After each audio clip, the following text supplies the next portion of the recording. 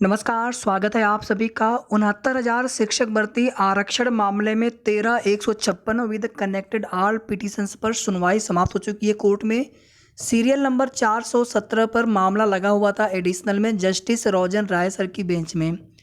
सुनवाई समाप्त होने के बाद नेक्स्ट डेट लग गई है और आज की सुनवाई में हुआ क्या ये आपको यहाँ पर बताने वाला है विस्तार से। वीडियो को आप सभी पूरा देखिएगा। वीडियो को आप सभी प्लीज़ लाइक शेयर आप सभी कर सकते हैं। साथ ही साथ अगर आपने अभी तक चैनल को सब्सक्राइब ना किया हो तो ज़रूर कर लें।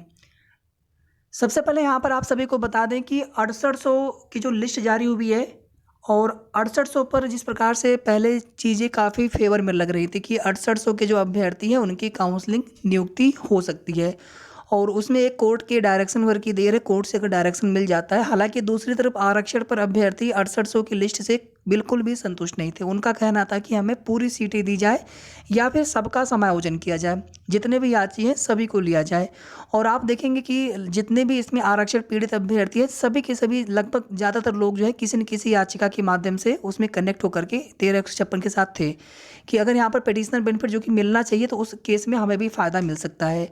कल आप देखेंगे अचानक से सुनवाई होते होते जो प्राइवेट काउंसिल जो जे माथुर सर हैं, सरकार की तरफ से सरकार का पक्ष रखते हैं, उनकी तरफ से अचानक से ये पहले बोला गया था कि हम रिक्त पदों को एनालाइज कर रहे हैं। फिर अचानक से ये बोला गया कि जो मतलब मेरिट सूची वाली बात थी उस पर उनकी जो जो भी मुद्दे थे उस पर रखे गए। उसके बाद जज साहब ने ये बोला कि जो भी हम आगे हम मेरिट सूची पर या मेरिट पर बहस करेंगे। फिर उन्हें वहीं से आगे कंटिन्यू करना था आज के लिए। फिर आज जब मामला वो कंटिन्यू कर रहे थे तो उसके बाद आप सभी को पता है कि जब नेक्स्ट डेट लगी है तो उसमें अब क्या है, सरकार की तरफ से पुनः जवाब दाखिल किया जाएगा अलग अलग। और इस पूरे प्रकरण में फिर से अपना अलग अलग सबमिशन रखेंगे। एक तरफ जयदीप नारायण माथुर सर और दूसरी तरफ एजी जो महोदय हैं सरकार के महाधिवक्ता महोदय, उनकी तरफ से पक्ष रखा जाएगा, सबमिशन किया जाएगा, अलग अलग काउंटर दाखिल किया जाएगा। और इसी के लिए आज जो है जज साहब से समय मांगा गया है और 17 अक्टूबर की डेट जो है जज साहब की तरफ से लगा दी गई है। उम्मीद करते हैं यहाँ पर आपको सारी चीज़ें समझ में आ गई होंगी जो कुछ आज कोर्ट में हुआ है। यानी अब अलग अलग मतलब जयदीप नारायण माथुर सर एक तरफ वो अलग अपना काउंटर दाखिल करेंगे, सबमिशन करेंगे और एजी महोदय जो सरकार के एजी हैं महाधिवक्ता अजय कुमार मिश्र जी हैं, तो दोनों लोगों की तरफ से इसी के लिए समय मांगा गया है, इन्हीं तैयारियों के लिए। और अलग अलग उसमें काउंटर दाखिल किया जाएगा। अब अलग अलग काउंटर दाखिल करने के पीछे उसमें क्या लॉजिक है ये तो हमें नहीं समझ में आ पा रहा है। अगर आपको समझ में आया तो आप सभी बता सकते हैं। और जितना प्रकरण है 13,156 के साथ कनेक्टेड सभी प्रकरणों पे। और ध्यान देने वाली बात यहाँ पर यह है कि जो 6800 की काउंसलिंग नियुक्ति है फिलहाल में अभी उस पर कोई बहस नहीं हुई, उसकी चर्चा भी नहीं हुई। और आरक्षण मामले पर जो है मूल चयन सूची की बात चल रही है और मूल चयन सूची में उसमें सब लोग आ गए। 867 की जो मूल चयन सूची है उसमें सभी लोग आ गए हैं।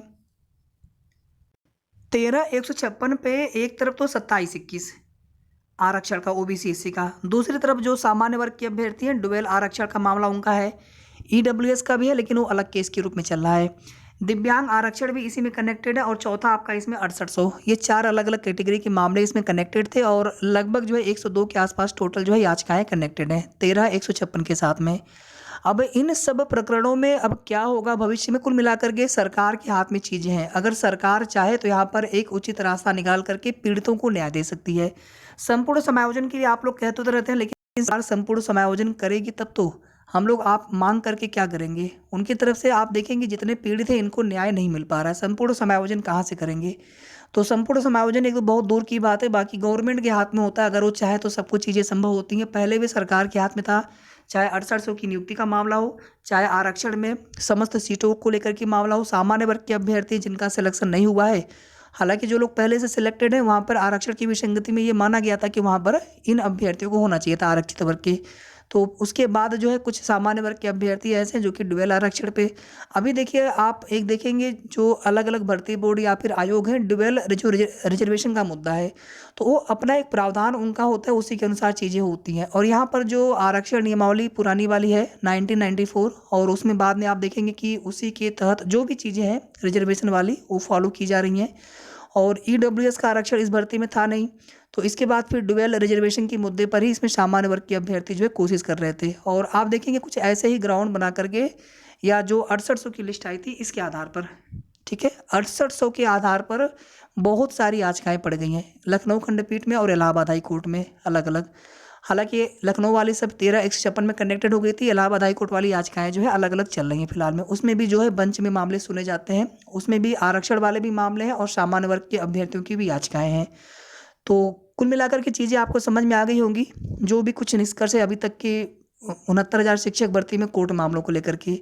और इन फ्यूचर अभी क्या होने वाला है, अब ये पूरी तरह से डिपेंड करेगा एजी महोदय अजय कुमार मिश्र सर के काउंटर पर, और जयदीप नारायण माथुर सर क्या काउंटर दाखिल करते हैं। जब ये दोनों लोग सरकार का ही पक्ष रखना है इनको, तो फिर अलग अलग काउंटर का मतलब क्या है। खैर जो भी है, लेकिन इन्हीं दोनों लोगों की तरफ से अलग अलग काउंटर, अलग अलग सबमिशन किया जाएगा। इन्हीं की तैयारियों के लिए जज साहब से समय मांगा गया और जज साहब ने उसको अलाउ कर दिया। अलाउ करते हुए फिर 17 अक्टूबर की डेट लगा दी, 17 अक्टूबर की। तो ये कुल मिलाकर के आज की सुनवाई का निष्कर्ष था।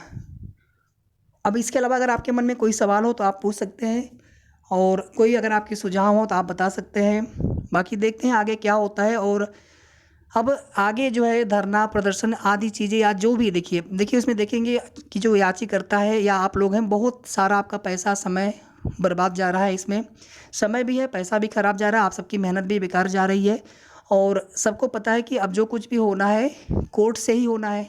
ग्राउंड स्तर पर भी कोशिश करते रहना है ताकि सरकार जो है इन मामलों को हल करे। 2 साल से ज़्यादा समय यहाँ पर होता हुआ, आखिर ये मामले कब तक हल होंगे। ठीक है, तो आगे की जो भी अपडेट, जो भी सही और ऑथेंटिक जानकारी होगी, आप सभी को हमारे चैनल के माध्यम से समय समय पर सूचना मिलती रहेगी। वीडियो को आप सभी प्लीज़ लाइक शेयर ज़रूर कर दिया करें। साथ ही साथ अगर आपने अभी तक चैनल को सब्सक्राइब न किया हो तो ज़रूर सब्सक्राइब कर लें। धन्यवाद।